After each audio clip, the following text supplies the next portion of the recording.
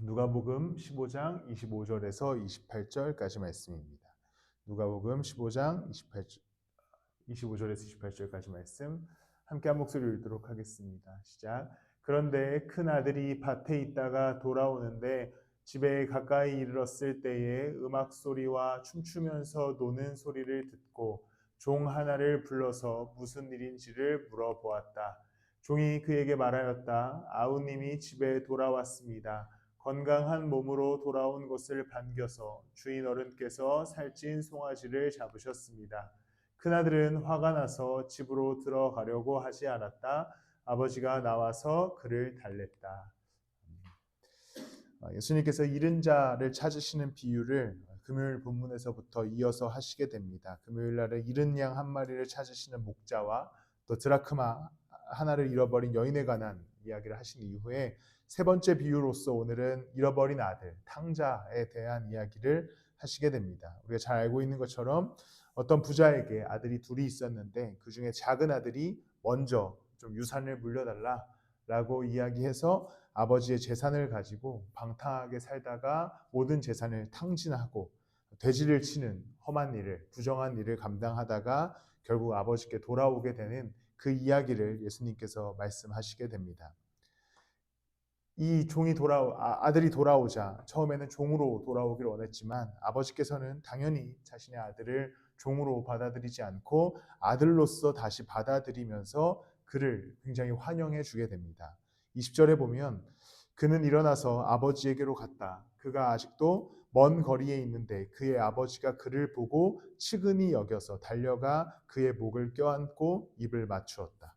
아버지는 아들이 저 멀리서 오니까 굉장히 즐거워하고 측은히 여겨서 달려가서 안아주는, 그리고 살찐 송아지를 잡고 파티를 열고 또 그의 아들을 위해서 금가락지도 끼워주고 옷도 새로 입히는 그러한 장면이 등장하게 됩니다. 그런데 이 장면에 삐져버린 한 사람이 등장합니다. 바로 이 돌아온 탕자의 형이었습니다. 아버지의 재산을 다 가지고 간 동생이 모든 것을 탕진하고 돌아오자 형 입장에서는 부하가 치밀 수밖에 없는 거죠. 화가 나게 됩니다. 27절에 보면요.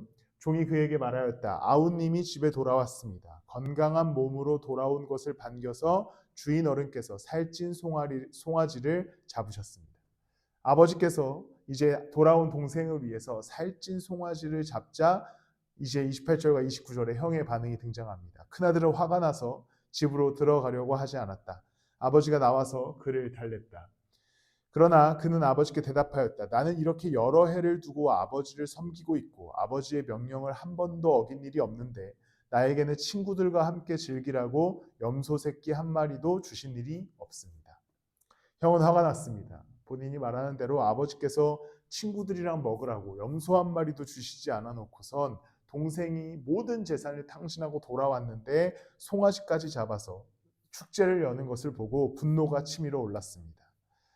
어떻게 보면 충분히 형의 마음이 이해되는 장면이기도 합니다. 그런데 오늘 우리가 함께 나누고 싶은 이야기는 돌아온 탕자에 관한 이야기가 아니라 이 형에 관한 이야기를 함께 나눠보고자 합니다. 형이 이렇게 분노하기 시작하죠. 나한테 염소 새끼 한 마리도 안 줘놓고 왜 이 동생한테는 살찐 송아지를 잡느냐라고 이야기하자 31절에 보면 아버지가 형에게 이렇게 얘기합니다.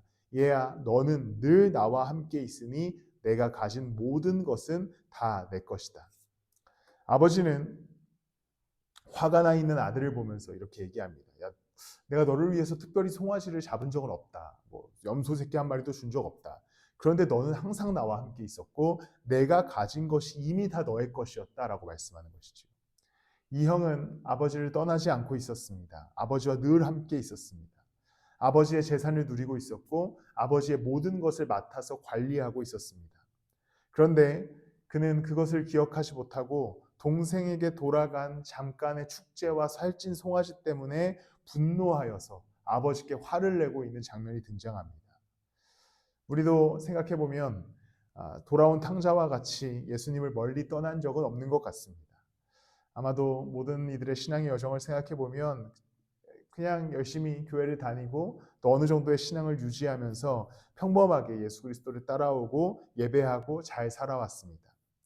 그런데 안타깝게도 이 돌아온 탕자의 형과 같이 항상 그리스도와 함께 있었음에도 불구하고 예수 그리스도께서 주시는 그 은혜, 주님의 능력을 제대로 누리지 못하는 신앙을 갖기도 하는 것 같습니다. 주님은 항상 우리와 함께 하시고 그 모든 능력을 우리에게 맡겨주셨고 성령께서 우리와 함께 하셔서 우리는 그분의 동행 속에서 살아감에도 불구하고 그냥 어느 날 그리스도와의 관계가 함께 있으나 멀어진 자와 같이 주님의 은혜가 없는 것 같은 착각, 또 주님의 능력이 사라진 것과 같은 오해 속에서 우리의 신앙을 유지해 나가는 것이지요. 우리도 어느 순간 주님께 분노하기 시작합니다. 주님 언제 우리에게 염소 새끼 한 마리를 주신 적이 있으십니까? 주님 언제 우리에게 이 작은 은혜를 베푼 적이 있으십니까? 라는 마음으로 우리의 삶의 여정 속에 예수 그리스도께 나아가서 우리도 불만과 또 화를 내는 경우가 있는 것이지요. 그런데 이 아버지가 형에게 이야기하다. 내가 너와 항상 함께 있었다. 내 것이 다 네 것이었다. 근데 왜 화를 내냐라고 말씀하시듯 예수 그리스도는 우리와 항상 함께 하십니다. 그리고 예수 그리스도는 그 사랑의 능력을 가지고 십자가의 능력을 가지고 우리에게 당신의 나라를 맡기셨습니다. 그렇다면 우리는 오늘 그리스도와 함께 걸어가고 살아가는 자로서 특별한 축제의 은혜가 없더라도 매일의 일상에 우리와 함께 하시는 그리스도의 은혜와 그 나라를 맡기신 그 능력이 우리 가운데 있기에 오늘 우리는 그 안에서 주님의 능력을 누리고 주님의 은혜 아래서 살아갈 수 있게 되었음을 기억하시기를 바랍니다.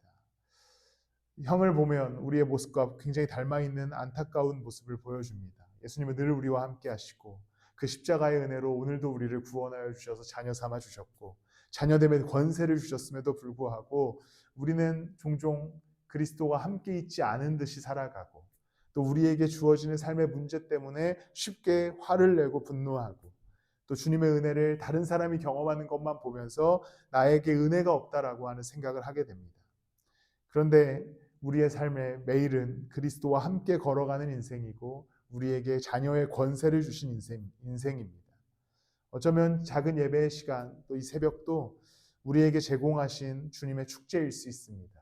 돌아온 탕자에게 엄청나게 큰 축제를 제공하셨듯이 함께 있는 형에게는 매일의 식탁이 아버지께서 주시는 놀라운 음식의 제공이었을 것이고 아버지의 은혜였을 겁니다. 그런데 이 형은 매일매일 좋은 음식을 먹었음에도 불구하고 그 아버지의 은혜를 누리지 못하고 있었던 것이지요.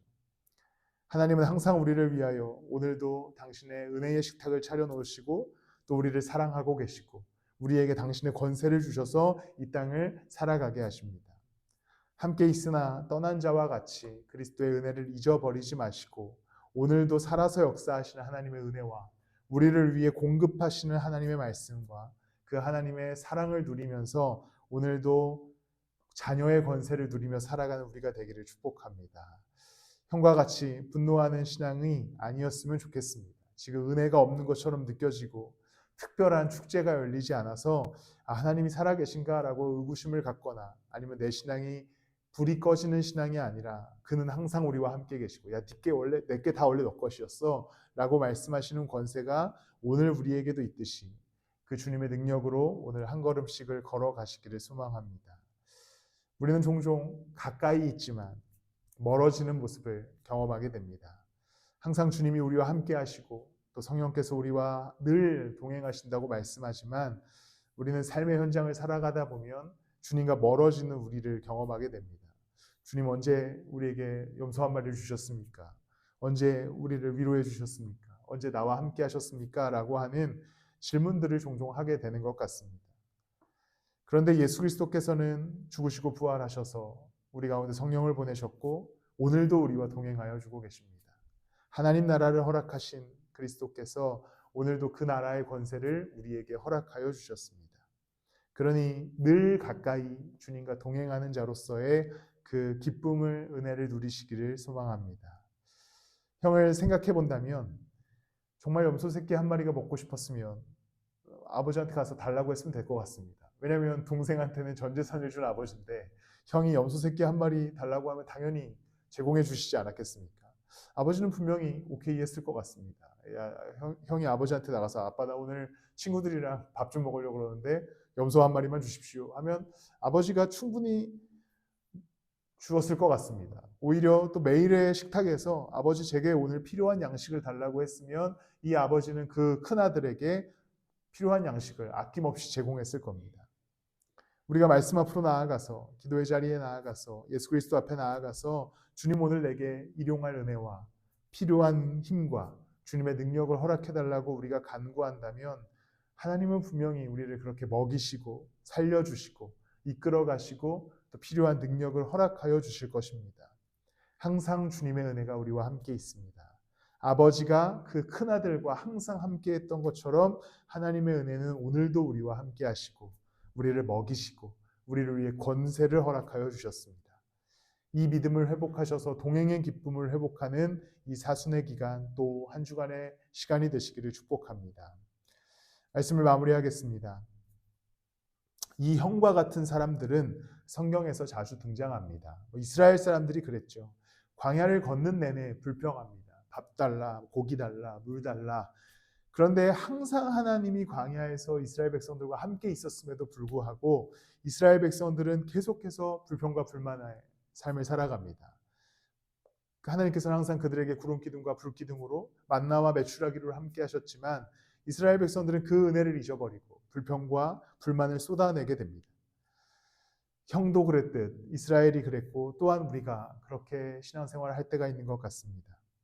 예수 그리스도께서는 우리를 죽음에서 건져주셔서 이제 생명으로 살아가게 하시고 이 나라의 종이었으나 하나님 나라의 자녀가 되게 하셔서 그분의 권세를 갖고 살아가게 하심에도 불구하고 우리는 작은 삶의 문제 때문에 혹은 잊혀진 그리스도의 은혜 때문에 그 감사를 잃어버리고 살아가게 되는 것 같습니다.